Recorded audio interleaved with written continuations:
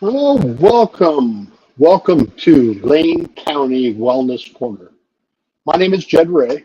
I'm the host of LANE County Wellness Corner's weekly podcast.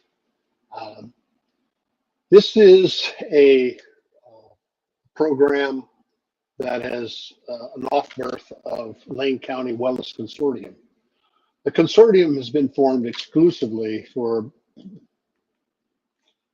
bringing dedicated professionals from all fields of wellness together with a common goal to increase and perpetuate the opportunity to directly and indirectly serve LANE County, Oregon's community with qualified, innovative professionals dedicated to promoting healthy, centered mental and physical lifestyle for an ever evolving landscape of the human wellness field. Again, my name is Jed Ray. I host the LANE County Wellness Corners podcast. The podcast, we interview and chat with local LANE County, Oregon wellness professionals. This 1 hour weekly show has several goals in mind: to introduce you to local practitioners and organizations, learn about their specialties and their services and what types of clients that they work with, and to serve, and most importantly, to find out how long it takes to get an appointment. This has been a critical aspect of the consortium's. The demand on services has never been so high, and in many cases, clients can't get the help they need when they need it. So tune in on Thursdays at 11:30 Pacific time every Thursday and learn about what you may and may not know about the wellness industry, especially here in LANE County. And we'll give updates during the week. We're getting close also to reaching the requirement for LinkedIn Live. We need 34 more connections. They require 150 connections in order to use their LinkedIn Live system. So we're getting close. And if you would like to actually come on to the show and be interviewed, you can get a hold of us at support@lanecountywellness.com or call direct 541-954-1268. We'd love to have you as a guest on our show. Today's guest, I want to introduce Guy Avenell. Guy is the owner and operates EmbodyPeace LLC. Guy will be sharing his passion for training people in the use of energy work and to create a combined psychic energy tool for the benefit of the earth. I will now just introduce Guy, and he'll be coming in from the green room here in a second. Guy is a retired United States Air Force. He started his meditation practices very early in life. His father taught meditation in the 60s and 70s, and he became interested in meditation as he shares that his father attracted a lot of students from Humboldt State College. We're trying to get. I see now. I see the note. I misspelled it. Sorry about that. Anyway, from Humboldt State College, where the students there were trying to get off using drugs, they and all of his students brought their experiences to a group environment in their home. He was raised with insight into their belief systems. Meditation is an accepted practice, and Guy uses it, meditation, along with his energy work. Without further ado, let me bring Guy in here. There we go. Hey, Guy. Hey, Jed, how are you doing? Super. How are you? I'm doing great. Good. So tell me, what is energy work, and what does that have to do with meditation? Well, energy work, it's just another aspect of meditation, you might say. We are electromagnetic beings. We carry an electromagnetic field. We've got our South Pole, North Pole, the chakras, if some of your audience is familiar with them, or energy centers, and some of them actually migrate up to the thyroid gland, the pineal gland, the heart. They're all kind of co-located with our physical organs. And Right. in my father's practice of Srat Shop Yoga, that sound current meditation, or that we've mentioned tinnitus before, you and I've talked about that, they use that kind of like a biofeedback mechanism when you're meditating. Because when you say Oh, meditation, that's like yeah. saying pizza, and there's so many different varieties. Some people, they say, oh, I just can't sit there for a half an hour. Well, you're actually doing a lot of mental gymnastics trying to get things going properly. And so it's a little bit more complicated than what it is just sitting there quietly and anticipating your navel, or looking at your navel anyway. But So what brought me into what are chakras? For their those that may be listening that don't know what that is, what are those? their energy centers that are along the spine. So there's the heart chakra, that's primary one. That's where you feel emotion, love, and that. And then your throat chakra here. There's names for each one of them in Ayurvedic sense from India. There's the root or the base chakra at the bottom of your spine. There's the stomach Okay. one, and each of them have their own color. So the base one's red. The next one up it goes through the rainbow colors. And if you just Mhm. look up CHAKRA on the line, there's all kinds of you can get down the rabbit hole pretty quick on what people look at them as being. Some people think they need to spin. Some of these think they need to be of a particular color all the time. And Yeah. in some meditations, you focus on those chakras being that color. So if you envision your Mhm. heart as being green, and you see it as being like sometimes you get a vignette in your head, a little meditation or a little dream state, you might say, and you see a piece Sure. of wilted lettuce with mold on it, that means your chakra's not doing too well. You need to make it bright, shiny, and green, like a green, shiny apple, so you can focus on whatever So, metaphor might bring you to that state. so how does the energy work and meditation actually relate to one another? Is that what you're doing when you're meditating, or is there something Most more to it? often, most often in meditation, you're just going through a mantra. You're just going through some vocal mantra. That there was one that an American white guy did, rather than Asian philosophy using their language, and it was just a simple 4 count, breathing in 4 count, holding it 4 count, exhaling 4 count with your lungs completely empty, Uh, and it was just every day in every way I'm better and better and better, and then every day in every way I'm better and better and better, and that was his mantra. And all the words sure. are in the left brain, so that kind of ties up your left brain. Your right brain is more conceptual, and that lets your right brain go free, because your left brain is tied up with all the words. So Yeah. that's Yeah. one form of So, meditation. And the mantra helps keep you awake, because if you're not breathing properly, if you've got a lot of toxic emotional chi or energy in your system, then you tend to fade, or you get distracted by noise, and they say, oh yeah, let it, just to recognize it and then let it go. And some people, they're so occluded that that's kind of hard for them to do. you sent me something this morning, and we'll go through that in a little bit. And I think this next question will be emphasized in what you sent me this morning. Is there a scientific basis for this practice? For mine, I've got my EmbodyPeace.me, and I'm trying to convert that from PTSD relief, because there's the stigmatism against Uh, PTSD.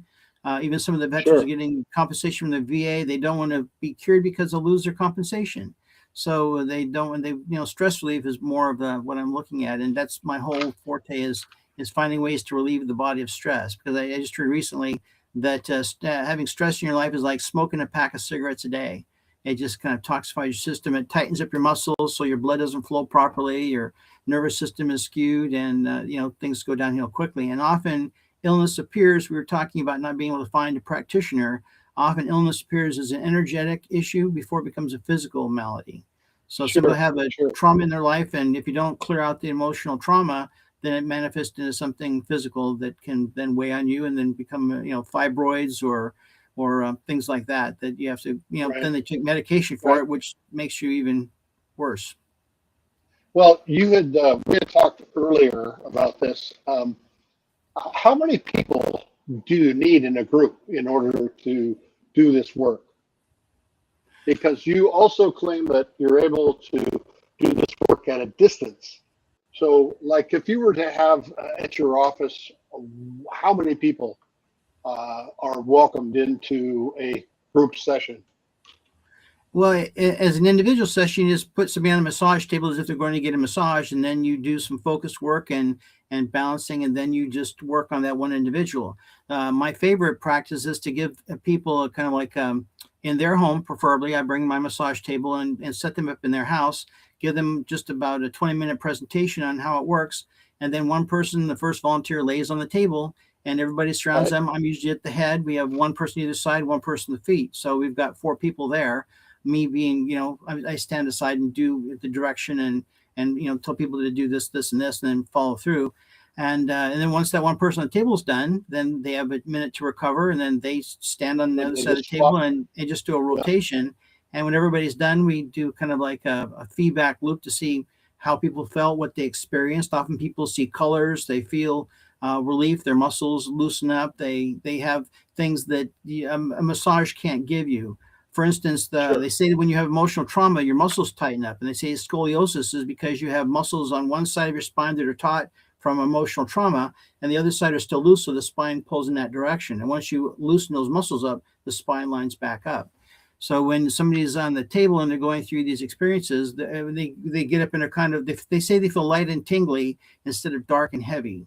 Because if you believe in the physical body and our aura or astral body or energy field or your zone around your body, that gets occluded with all kinds of toxic junk. And if you believe in taking a bath once a week, whether you need it or not, this is like taking an astral bath. Okay, but like in my meditation practice, I've had the experience that when I'm meditating in a group, and the larger the group, the more intense that meditation is. So that's kind of why I was asking: is there a minimum? Is there a maximum? Or if 10 or 15 are in a meditation group, it doesn't matter the number. 2 or more is fine. Okay. But the issue there is that all energy balances. It's always trying to find the equilibrium. Like lightning flash between clouds in the sky. It's a natural phenomenon. So if you're meditating with a bunch of group of people that just came from the bar, you're not going to have a good meditation. If you're having people that are forward thinking, they eat right, they do their exercise, they do Tai Chi, they do their own purification process, then you're going to have a heck of a time. But it's almost like in science and electronics. If you have resistors in the group, the electricity doesn't flow properly unless that's design. And if you have a resistor in the group, they could burn out. Somebody could be in the group and everybody else is, they're going like great guns, and one person just has an experience that they just can't fathom, and they get burnt out, and they say never do that again because they've got a more emotional trauma in their system. So do you have an ideal group, a number? Whatever will fit in the room. If you have the larger venue, the better the session. Okay. So let's talk a little bit about distance. You had shared with me before last week when we were talking that you can do some of this work at a distance. Talk about how that is created. How do you do distant healing? Well, we're all kind of tied together, and I was giving a presentation. I was in the Air Force to an audience of about 300 people, and we're waiting for the stragglers. So I just happened to ask them, this is in the 80s, in the 1980s. And I said, how many people have gone to the phone to call somebody, and it rings before they get there, and when they pick it up, it was a person they were going to call. And I swear 80% of the hands went up. And I said, that was just for my own edification. Let's move on to the information I came to deliver. But often, like when I'm talking a little too long to somebody, that when I was just running an errand, I ran into somebody in the store because I was just thinking about them, and I'm talking to them. All of a sudden I say, oh geez, I know my wife's going to call in a second because I've been, she's wondering where the heck am I at. Sure enough, my phone will ring, and it's her on the phone saying, why are you taking so long? She said, well, I ran into Gary or ran into Joe or old Toastmaster buddy or something like that. She goes, oh, it always happens.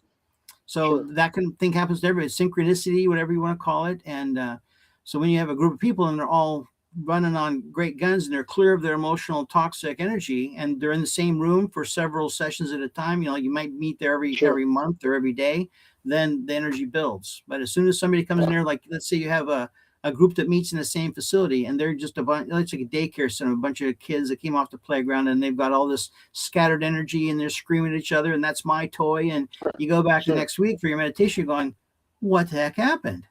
So that's why shrines feel like shrines and bars feel like bars. Yeah.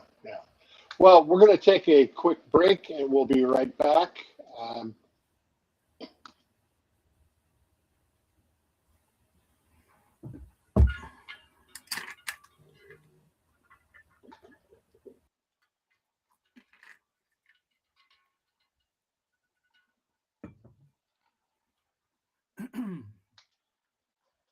Lifestyles Renewed is a place where you can find a safe and welcoming place to begin to heal and create a life where suffering is not the regular path, but rather where you can learn to manage your life in a healthy way. Lifestyles Renewed will offer hope and help you regain control over your life. Please don't hesitate to call. Your first consultation is the most important meeting, and it is at no cost to you. Just call 541-954-1268. Again, 541-954-1268. Thank you, and we look forward to meeting you. Awesome. I'll be right back here now. I'll bring Guy back in. And just a quick update. Those of you that are listening through YouTube, if you like what you hear, you like the program, give us a thumbs up. It's one of the algorithm tools that YouTube uses for placement and for how often it'll pop up on their searches. So just give a thumbs up, and we appreciate any support. And now, Guy, you're back. Can you hear me? Mm-hmm. I can hear you fine. Okay, right on. So let's talk about, I think it was the Fort Bliss program. I need to put up Fort Bliss's resilience program. Talk to me about that. Well, I read about that because I took my energy work to the local vet center, and I asked them, hey, look, I work with people that have been in a stressful environment, divorced, fired at, shot at, that kind of thing. And I know emotional trauma resides in the muscle tissue, and you need to use some kind of motion like massage or Tai Chi, Qigong, karate, exercise, dancing, whatever, to get that stuff shaken out. But most veterans, they sit in their basement playing video games, and it's not very effective for getting rid of all the toxic emotions that they picked up in the heat of battle. So they said, well, is this being done in any federal facility? And I came home and I Googled that, and I said, yeah, they're doing it up in the vet center in Seattle and at the VA down in San Francisco. And then I found the Fort Bliss program where a monk from Asia came to the U.S., became a doctor. And when he was assigned to the clinic at Fort Bliss, he said, what we're doing for PTSD is just bonkers. It doesn't work that well. Right. It's traumatizing people. So he said, let's put some money into a program and let's try everything: biofeedback, energy work, meditation. And I happened to get the PDF doc when, who was a general, not Clark, but anyway, Haig. General Haig was in charge of that kind of program because they wanted to keep Army people in the Army. So to treat them, they say things happen to people, especially when you put them in a dangerous situation. So make people resilient so they don't fold at the first moment. It's like, you get up your physical exercise so you can run up that hill and do what needs to be done, but they weren't really working that hard on their mental exercises. So is this program still in place? I believe it's still going on at Fort Bliss, but it's also up at Lewis McChord. I was just up there a couple months back, and they have a program there. There's at my old base, Kingsley Field in Klamath Falls. They have a program there with the Air Reserve. And so it's migrated throughout the DoD. I don't have the time to go through every base to see where it is and where it isn't. But I know most of the combat missions and roles, they train people on this type of thing. And I saw there's a program, a movie that I watched, Escape Fire, where they actually showed that a guy got off all his medication when he was on one of those Walmart bags, the plastic bags. It was full of little yellow bottles, and he ripped over and said, I got rid of all this by doing visualization and meditation, because that's what they do over in Asia. They've done it for thousands of years. But when my dad practiced this and tried to teach people this back in the 60s, That was not talked about. You didn't talk about that in public because it was just not done. That was that Asian kind of stuff, you know. And now they use meditation, and they use battlefield acupuncture that actually put Okay. needles in your ear to help Right. relieve trauma from people that have been traumatized. Yeah, I know. I have a colleague that's an acupuncturist, and he does treat trauma, and it's quite amazing to see what he's done. So let me ask you about part of your practice, the embodied peace, individual special operations. What's that all about? Well, that kind of takes me back to the distant healing aspect, because I found that when I work on somebody, that in Reiki 2, Reiki is just energy work and basics, and then a Reiki 2, they say if you can envision somebody at a distance, you just imagine that they're on the table as if they were in front of you. You can even imagine the massage table, just imagine them at hip level, and then you would work on them as if they were there. But you have to make it as realistic as you possibly can. Put yourself, do your breathing, do your energy work, get yourself ready. And then you put yourself in a doctor's office, or in the operating room, or in your clinic, wherever you want to envision yourself as being. Like you've got your gloves on, you're ready to go, and then you put them on the table in your mind's eye, and then you work on them as if they were right there. And I've done that for years now. You used the term, you just said Reiki. What is that? What is Reiki? That's a Japanese philosophy that was brought to the United States, I've been like almost 20 years ago now, I think, where they teach you symbols that you put in your hands. You put them in, you imagine painting in the palm of your hand to help that energy get to that, it kind of gets you in the zone, you might say. Sure. And does the VA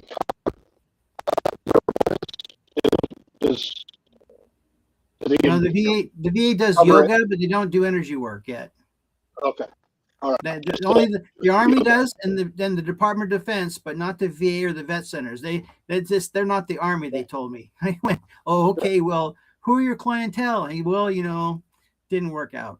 Still, every year I try and go back and say, are you ready now? Because they're doing yoga, they're doing acupuncture, but not ready for the energy work yet. Sure. So with the special ops thing, I found, so when I did the special ops, I realized that when you do the same thing at the same time with a group of people, like when you're doing the table work, if everybody's working on the same person, then that's affecting the person on the table. If everybody's doing distant energy work on one individual, then that's affecting them in the distant energy work. So let me back up a second. If I understood you right, are there more than one practitioner? Did I hear that right? You can. I thought I heard you say you had more than one practitioner working on someone. Oh yeah, when I talked about the physical, when you go to somebody's home, you bring the massage table, you load up 4 people, one's on the table, and you've got 3 other people and me working on the one person. Imagine doing that with somebody at a distance. Okay. So instead of doing I didn't understand. Imagine doing an interdiction at a distance, because most people, they're really a jerk because they're occluded with all the toxic junk they picked up from their environment, from their dad that beat them, from the wives that divorced them, from the husband that divorced them or beat them, and the list goes on. So when they've got all that junk in their system, in their astral body, then if you come in with it, because many people, even in an interdiction, you got to sneak up on them and invite them to a party, and they come in, all of a sudden everybody's sitting at the couch and going, oh no, I know what this is. So my thought, you say those people don't want to come to an energy session. So let's get together as a group of people and focus on Bob and work on Bob from a distance. Well, I missed that, and thank you for explaining that, because I misunderstood you. I thought you actually had another practitioner in the room. It's actually using the client and who else is there as also an energy source. But it's not an actual practitioner. It's just another participant.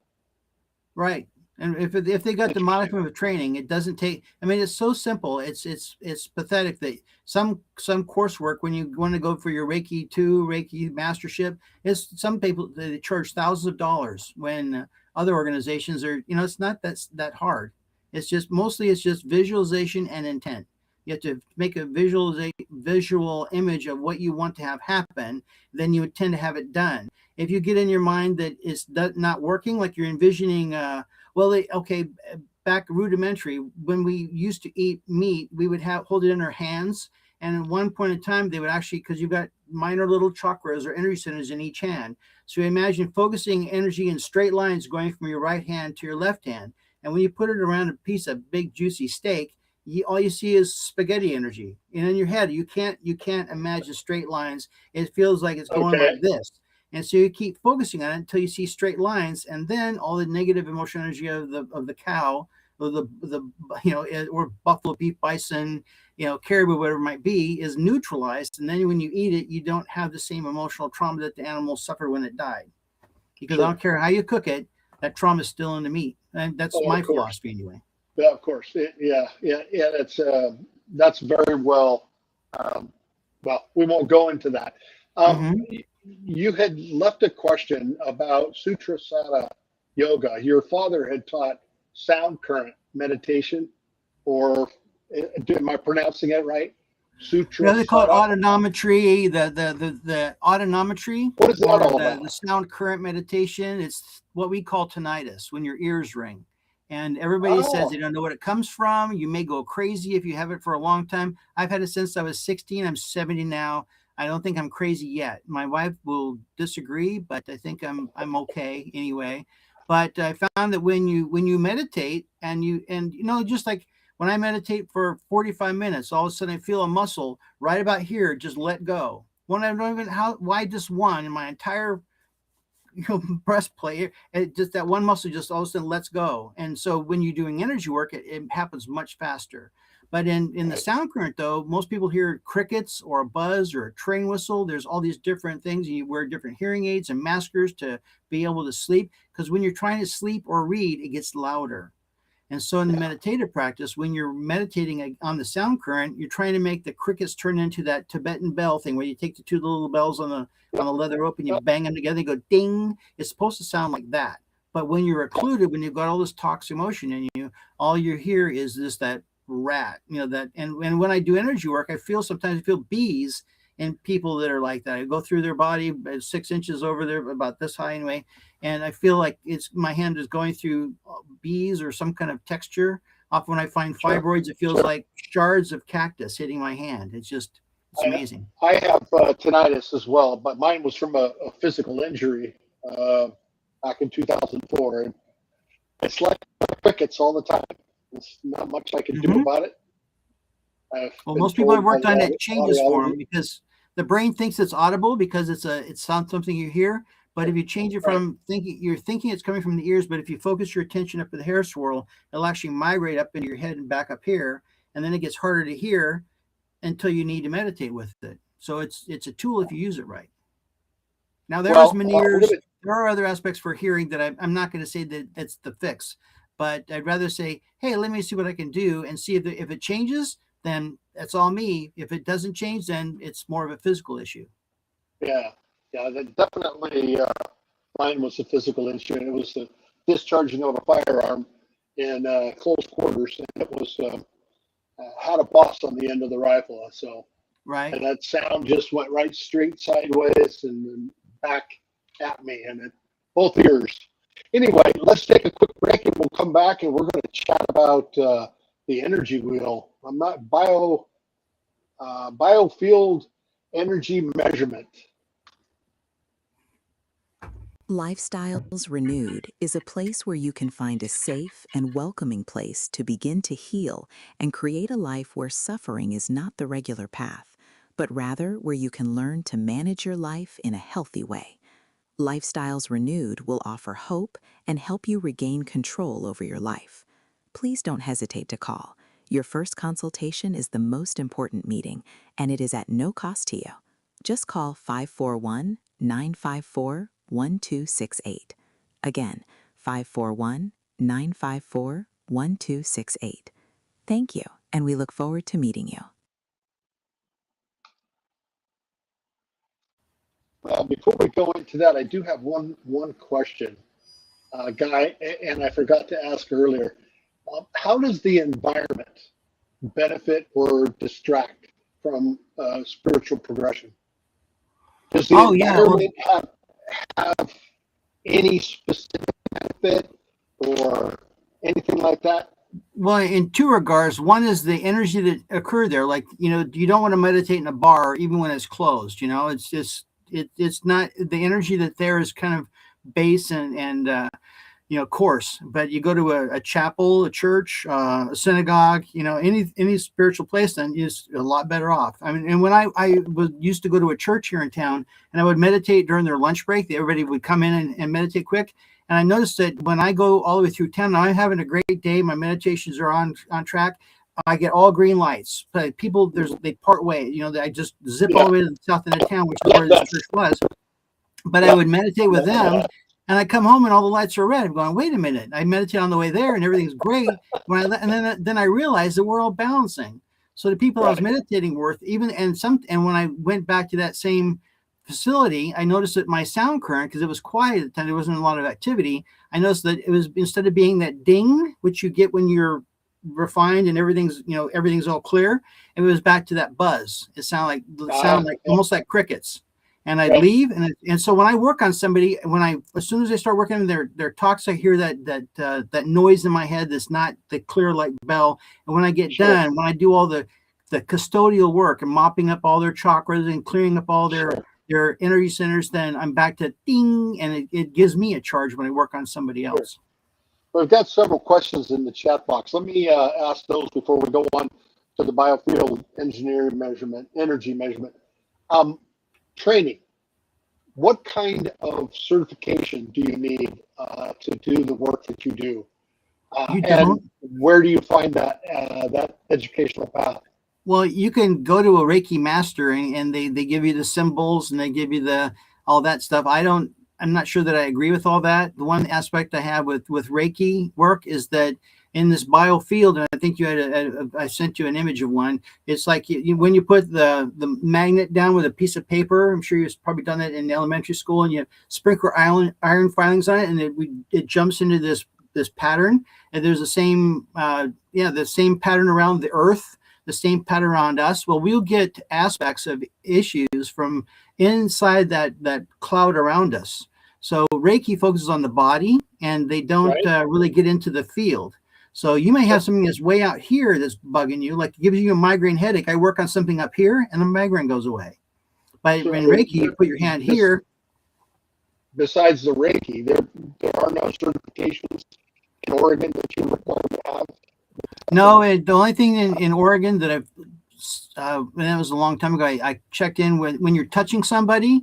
If you're massaging, if you're kneading the muscle, then you have to have a license to massage. But if you're just placing hands on somebody, and I don't do that unless I find somebody where they got a bad elbow, I put my hand under their elbow and over the top of the elbow, and then I run straight lines through it in my mind's eye. Or I'll have to unwind the negative energy, lefty-loosey, then you spin it right and you throw it away.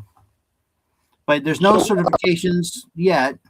I'm sure they will eventually, but if you don't have to touch somebody, are they going to sue me? It doesn't. Well, we don't even believe in this kind of thing in the United States. So I'm sure once they finally do, they'll have to, be court cases for that. We do live in a litigious society, unfortunately, and so those license and certifications and the skill and knowledge is pretty important. Let me ask you another question. On an average number of sessions do you need to accomplish what you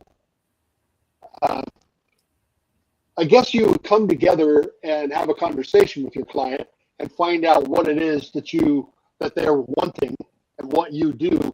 Is there an average number of sessions that need to take place?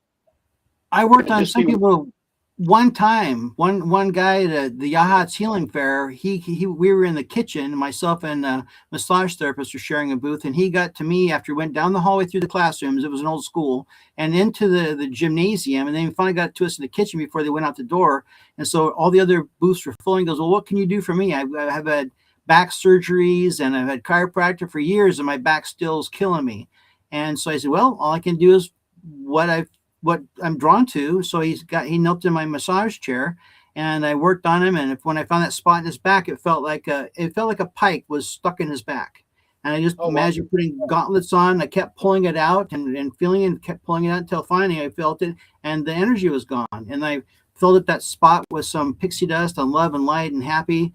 And then I found his bad knee, and I found his ankle they didn't mention to me, and I found some other things. And he goes, well, yeah, that was my knee and my right ankle. Yeah, you're right. And when I got done, he stood up and he kind of twisted by. He goes, holy crap, it's gone. I can't imagine how that happened. Now, how much did he make? He after surgery from a doctor and chiropractor for years, he gave me $25. And when I called him, because he gave me his phone number, wrote a testimony in my book, and I called him like a month later, he forgot who I was. And when I finally reminded him, I said, oh, I got your number because you wrote your name in my book. And he goes, oh, yeah, I remember now. Yeah. He goes, well, how's your back? He goes, I was throwing a crawfish. We were out camping. And my wife said, did you throw your back? He goes, no, I haven't. Hasn't bothered me since. I said, okay, well. Yeah. But he forgot who the heck I was. It blew me away. So are you currently taking new clients? I love to work with people that are willing, and I've always said, like, when the Raven was in years ago down by REI, the house across from REI it's about it's a massage place now, but they used to do fairs down there, and I would love to go there and work on people. I worked on two young ladies, and well, they're probably in their 50s. But anyway, so it took her like 20 minutes. The next lady, she was like 50 almost. She was toxic. And I said, do you eat a lot of meat? Every meal. Openings? You do have openings? Oh, yeah. If they can do it in their house, I'll be more than happy to do it anytime after like 1 o'clock in the day, at weekends as well. And often you got to cover. Is any of this covered by insurance? We don't believe it in Western medicine, so not yet. Okay. If they have something now, I know in some shops they give you, like, you send them a bill, they pay it because in your insurance program they have health and well-being. Sure. So if you think that it's working for you, even though it may be psychosomatic, you bill the company and they say, okay, we'll pay that, and they just send you the check for reimbursement. You have to pay up front, but then they reimburse you. I haven't tried it myself to see if it works, but so. If you said that at the AHOTS fair that this one gentleman came through and it was just a one-time interaction between, is there an average number of sessions that it takes to see relief, or can it be the very first one? It's all being that it's an astral bath, like I mentioned before, it's almost like the same thing as a physical. If you're living in a dirty environment, you're going to get dirty fast. If you're a coal miner, you're going to come home every night with junk. If you work in a very toxic job where your boss is always screaming at people and everybody's arguing about what they're supposed to be doing and they're losing money and they're, then you're going to come home feeling like dirt. And that's because you've got all that emotional toxicity in your body. You go to a counselor, you tell them all your woes, and they wear that. I've seen so many counselors that after the years, they start to hunker down and they get dark shadows under their eyes, and their health goes into the toilet because of all the toxic emotional junk that gets dumped on them, unless they know how to clear that crap off. Go ahead. So if you're a massage therapist, you need to know how to clear energy because you're picking it up from your clients every day. Sure. If you're a counselor, same kind of thing. Healers need healers. But if you're living in a factory that makes rainbows, you're gonna have a great day. You're gonna come home, and they say if you find a job that you enjoy doing, you'll never work a day in your life. That kind of thing. Sure. It depends on how toxic you get every day. Well, I put into the chat box our next conversation, and it's about the biofield energy measurement wheel. There's a link in the chat box, and I will put up on the screen a couple. Okay, so the first one I'm putting up on the screen, I don't know if you can see that. Probably not. It's the one that it's the blue and white. It's where the energy source is coming in one side, the other side, and the wave changes. So do you want to talk a little bit about this wheel and what is this all about? Well, the image I'm seeing is of the aura or the energy field or the our personal bubble You around the can't see body. that? Okay. That's So what this I'm is seeing, another and that's the field of energy that gets. That's the same kind of thing. That's the field of energy that gets occlusions or energy kind of hangs in almost like a satellite around the planet. Imagine the planet. Earth's got its radiant energy field, just like the image you see there. Imagine the Earth in the middle of it, and you got satellites all over the place. Well, that's kind of like space junk. Well, you pick up static emotional energy from your environment, and that winds up as space junk around your body, inside your aura, or that's what makes people feel dirty. And so what what I does do that is I have to find do a way to with this clear that measurement? out. So what's this measurement tool? Looks like a wheel. And what is that? What is it measuring? Well, if you're talking about, I sent you a link with that picture, and it was for the Eagly wheel, and I picked this thing up years ago. I've got it in my hand here. I can show it to you. Okay, hang on. Let me go back. There we go. Okay, this theoretical physician, he went to a table tipping thing where they psychics get in there and they levitate a table with their hands on top of it. He goes, "Oh, that's all smoke and mirrors." And his wife said, "Well, then if you know how it's done, then prove it." And so he started working with things like salt water, putting little bits of salt in water. And he found when he put his hands around the water, it would actually spin, and you could see the salt going like this. So he put this little chemistry class. We did that in chemistry class when I was a kid. So he put this little fine wheel, it's just a plastic wheel, on this little tiny cup, little metal cup, and it slides in the slot and it goes in a very fine point. And then when it goes around in circles, these little dials here, depending upon how much juice you're running, how much energy, how much chi, how much prana, whatever you want to call it, how much juice you've got, you cup your hand around it and it spins like a top. Say that who are those? The Silva mind control people, they put it in the middle of a circle and they said, "All right, let's make it spin with our mind," and nothing happened. And then finally one guy said, "Wait a minute, which way are you spinning it?" Because I'm going clockwise, and this young lady was going counterclockwise. He goes, "Let's all make it go to the right," and it spun clockwise like a top.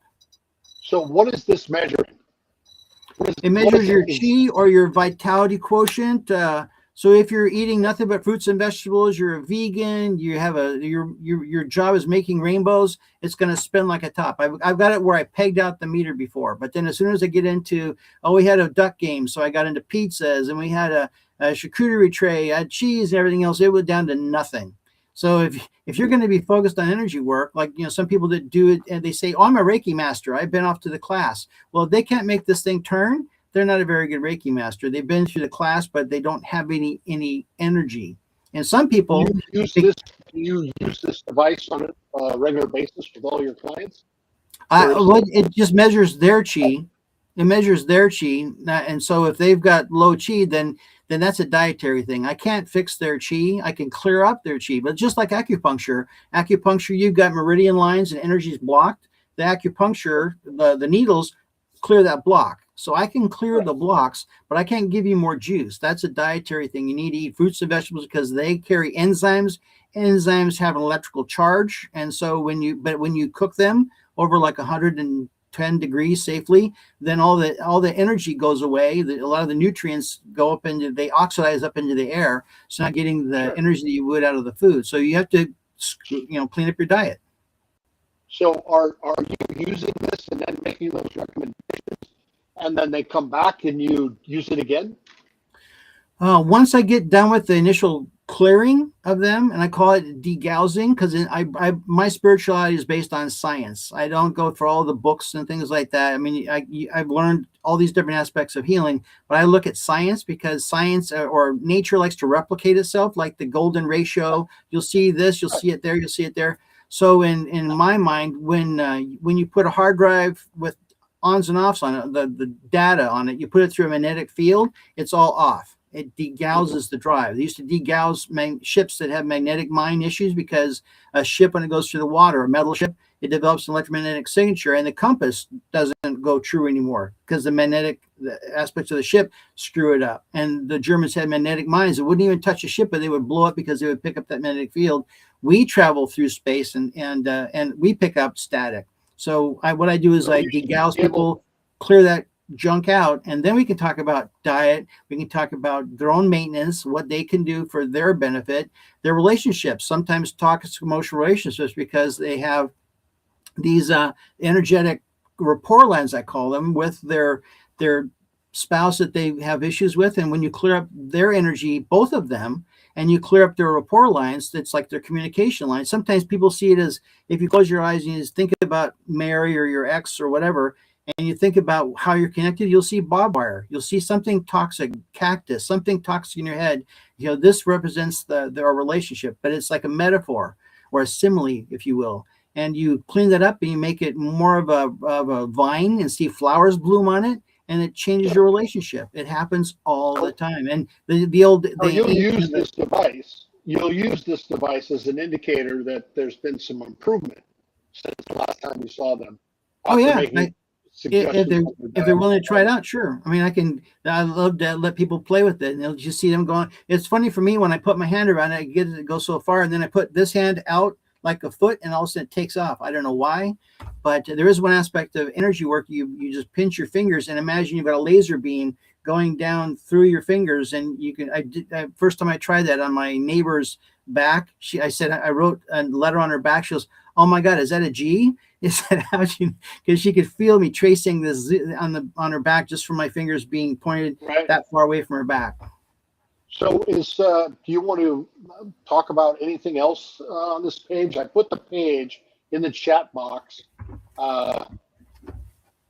Let me go make sure it's still there. Yeah. Okay. Well, I'm trying to. I'm working on a venue. I'm working on a venue for people that have been through just the merest aspects of this type of work, that so they know what they're doing, kind of, you know, they know what to expect. And so they say, okay, because usually the second session is better than the first, because they say, oh, well, they're tense the first time, they're not sure what to expect. And the next time, oh, hit me with it, you know? Like my neighbor, a friend of mine, she had carpal tunnel. I told her that's really a dietary thing in my mind. You could bet she got the carpal tunnel, and her hand was cold. And I said, well, I can do what I do. She goes, and I gave her the explanation. She goes, oh, okay, give it a try. And as soon as I went like this over her hand or her cast, she goes, oh my God, the blood just flowed into my fingers. My fingers have been cold since I had the operation, but it's just like they just went. Whew. She got the other arm done, and I saw her like 6 months later, and she just stuck her arm in front of my face and said, here, do your thing. Yeah, all right. So when I get a venue with it can hold enough people indoors, what I want to do is do circle work. So I mentioned to you that at Morris Park they did an event for the solstice, and they did the circle, they did the 4 directions and all the aspects, heavens and the earth, and then the leader broke it, and he stepped 2 steps forward and did a left-hand turn. He did a conga line, so everybody in the circle followed him followed him around, and he went to the center. And then he did a left-hand turn. He started going back out. So part of the group is going to the middle, and part of the group is going out. And then when we focus back on the center, it was nice overcast day. A big blue circle showed up over the top of the group, and it started misting on everybody. And I realized from our last conversation, when I showed you the BIOS field that you just put up on a screen, that just like a generator, when you have a positive and a negative pole and a battery spinning inside a field, that generates electricity. And what we were doing to create that mist that fell on just the group, not anywhere around it, but just on us and the big hole in the sky, that's because we were all going, our auras were colliding, or those fields were colliding as we're going by each other within 3 feet. And I think that generated this energy just like a electrical generator does. And but we need to figure out how we can harness that. And I think maybe with that you can do some distant healing energy on an area. So imagine a haunted house. You can focus when we get all done and everybody focuses their energy. We imagine the house as being inside the middle of the circle, and we just blast it with everything we have. Like, if you ever watch The Sorcerer's Apprentice with Nicolas Cage, you just throw that juice out there and see if that house lights up. And when you go there and it doesn't feel haunted anymore. Well, I noticed that on the PSI Games 2026. I'm not really sure what that is, but it looks like there's an event coming up this summer called the PSI Games in Charlotte, North Carolina. So, and it's a long way to go. Look, yeah, well, I think I'm I'll do just some looking through the distant website. viewing on that. I'll do some Sure, distant there you viewing. go. Well, We may maybe have they'll our own have a here. Maybe we'll virtual. go for the West Coast, have it here in Eugene. Sure. Yeah, they show a couple options, the wheel itself, and then there's a couple videos on the website. So I'd encourage any of the listeners go check that website out. And if you have any questions, I should go back and put Guy's stuff up. We'll take a quick break. What got me here into it, because we try to transition, but what got me into it is when I did my diet, I improved my diet with meditation. Also, my hands started to tingle, and people either feel tingling, hot or cold, or pressure. And if you put your hands together very slowly with your eyes closed, you'll feel a bit of a bump.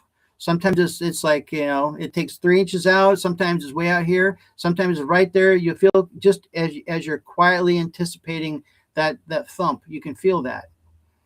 And when you're healthy, you feel it way out here. And when you're not, you feel it way up here. That's your that's your electrical biofield. That's the enzymes in your body create electrical energy, and and your heart pings out like 6 feet from your body. Your brain waves only travel a couple of inches.